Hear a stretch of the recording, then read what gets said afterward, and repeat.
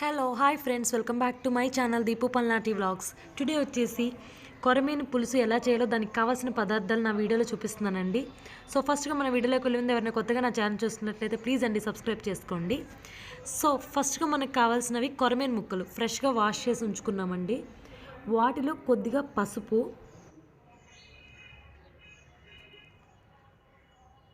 కొద్దిగా రుచికి సరిపడా సాల్ట్,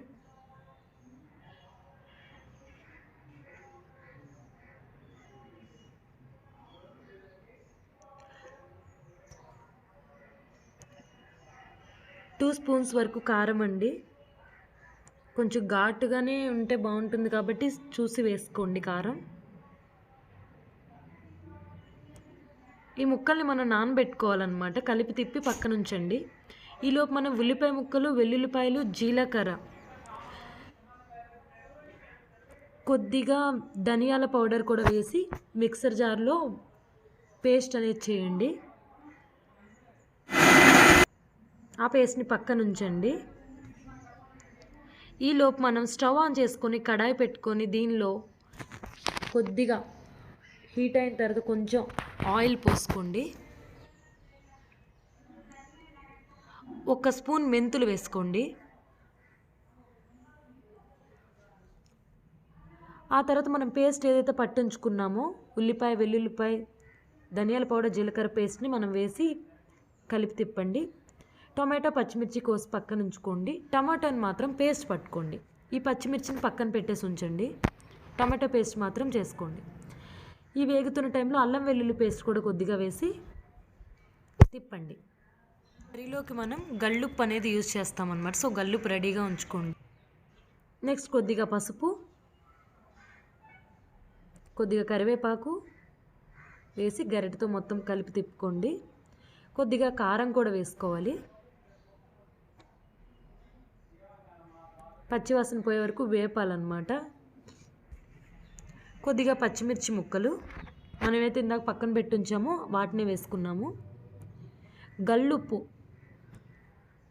గల్లుప్పు చూసి వేసుకోండి, ఎందుకంటే మరీ ఉప్పగా అయిపోతుంది. చూసి దాన్ని బట్టి వేసుకోండి.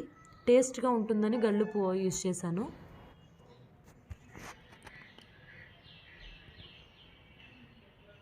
సో మొత్తం ఒకసారి తిప్పాలి. ఆ తర్వాత టమాటో పేస్ట్ ఏదైతే పక్కన పెట్టి ఉంచామో ఆ పేస్ట్ని పోసుకున్నాం. ఆ పల్ప్ టమాటో పల్ప్ అనమాట. అది మంచి టేస్ట్ ఉంటుంది. కర్రీకి మంచి టేస్ట్ కోసం వేసాం. సో మూత పెట్టేసి ఒక 10 మినిట్స్ అలా వదిలేయండి. ఆ తర్వాత నేను మూత తీసాను చూడండి. తర్వాత ముక్కలు ఏవైతే మనం నానబెట్టి ఉంచామో వాటిని దానిలో పెట్టేయాలి. స్టవ్ ఆన్ చేసి ఉండగానే పెట్టుకున్నాం.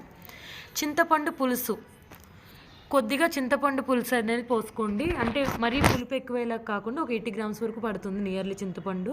ఎందుకంటే ఇవి కిలో కాబట్టి చేప ముక్కలు. ఒక 1 లీటర్ వరకు వాటర్ కూడా పోసుకోండి, ముక్కలు ఉడికిపోతాయి అన్నమాట.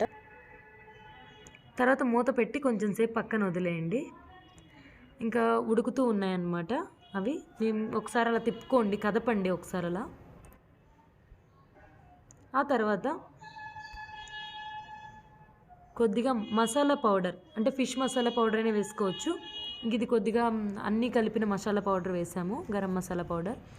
అలానే గసగసాల పేస్ట్ చేసుకున్నామండి. ఆ పేస్ట్ అనేది పోసాము, టేస్ట్ కోసం వేస్తున్నాము గసగసాల పేస్ట్ అనేది.